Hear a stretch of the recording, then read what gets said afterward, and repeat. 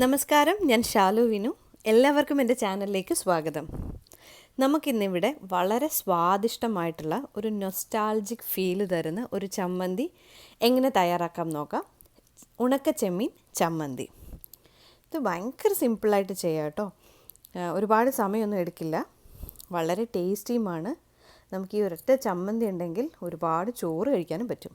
ഇതിന് വേണ്ട ഇൻഗ്രീഡിയൻസ്: ഒരു മുക്കാൽ മുറി തേങ്ങ ചിരവിയത്, ഒരു ചെറിയ സവാള മുറിച്ചത്, കറിവേപ്പില, ഒരു ചെറിയ കഷ്ണം ഇഞ്ചി, 4-5 വറ്റൽമുളക്, പുളി, പിന്നെ ഒരു കപ്പ് ഉണക്കച്ചെമ്മീൻ.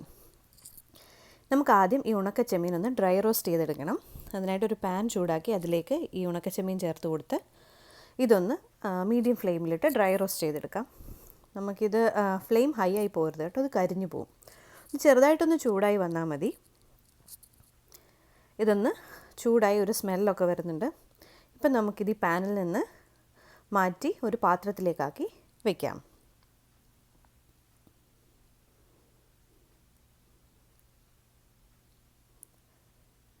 ഇനി നമുക്ക് അതേ പാനിൽ കുറച്ച് എണ്ണ ഒഴിച്ച് ചൂടാക്കി അതിലേക്ക് ഒരു 4-5 വറ്റൽമുളക് ചേർത്ത് കൊടുക്കാം. ഇനി നമുക്കിതൊന്ന് ഫ്രൈ ചെയ്തെടുക്കണം. ഇതും കരിഞ്ഞു പോകാൻ പാടില്ല, അതുകൊണ്ട് ഫ്ലെയിം ഹൈ ആക്കി വെക്കരുത്. ലോ ടു മീഡിയം ഫ്ലെയിമിൽ വെച്ച് വേണം ഇതൊന്ന് വറുത്തെടുക്കാനായിട്ട്. ഇനി വറുത്തെടുത്ത ഉണക്കമുളക് നമുക്ക് ഒരു ഇടികല്ലിലേക്ക് ചേർത്ത് കൊടുത്ത് ഇടിക്കാം. ഞാനൊരു ഇടികല്ലിലാണ് ഇന്ന് ഈ ചമ്മന്തി റെഡിയാക്കാൻ പോകുന്നത്. നിങ്ങൾക്ക് വേണമെങ്കിൽ ഇതെല്ലാം കൂടെ ഒരു മിക്സിയിലിട്ട് ഗ്രൈൻഡ് ചെയ്യാം കേട്ടോ.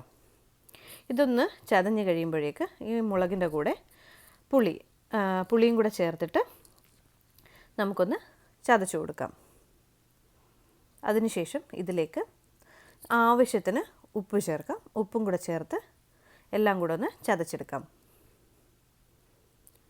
ഈ ചതച്ചെടുത്ത മുളകും ഉപ്പും പുളിയും ഇതിലേക്ക് നമുക്ക് അരിഞ്ഞു വെച്ചിരിക്കുന്ന സവാള അല്ലെങ്കിൽ ചെറിയ ഉള്ളി, കറിവേപ്പില, ഇഞ്ചി, പിന്നെ ചിരകി വെച്ചിരിക്കുന്ന തേങ്ങ, ഇതെല്ലാം കൂടെ ഒന്ന് ചേർത്ത് നമുക്ക് ചതച്ച് തുടങ്ങാം.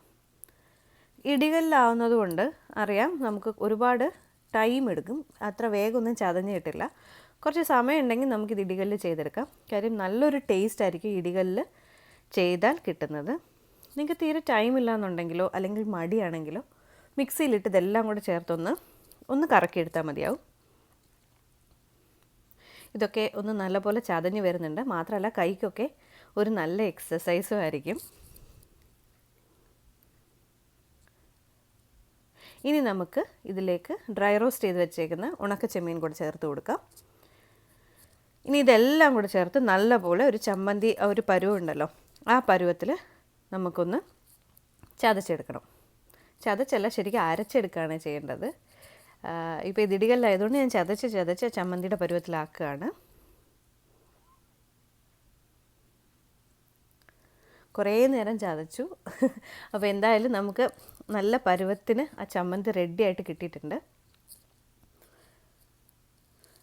ശരിക്കും ഒരു നൊസ്റ്റാൾജിയാണ് ഫീൽ ചെയ്യുന്നത്. നമ്മൾ സ്കൂളിലൊക്കെ പോകുമ്പം ടിഫിൻ ബോക്സിൽ അല്ലെങ്കിൽ ഇലയിൽ നല്ല ഇലയൊക്കെ വാട്ടി കുത്തിരി ചോറിൻ്റെ കൂടെ ഈ ചമ്മന്തി അതിൻ്റെ സൈഡിൽ വെച്ചൊന്ന് കഴിക്കുമ്പോൾ ഉള്ളൊരു സുഖമുണ്ടല്ലോ, അതൊക്കെ ഓർമ്മ വരുന്നുണ്ട്.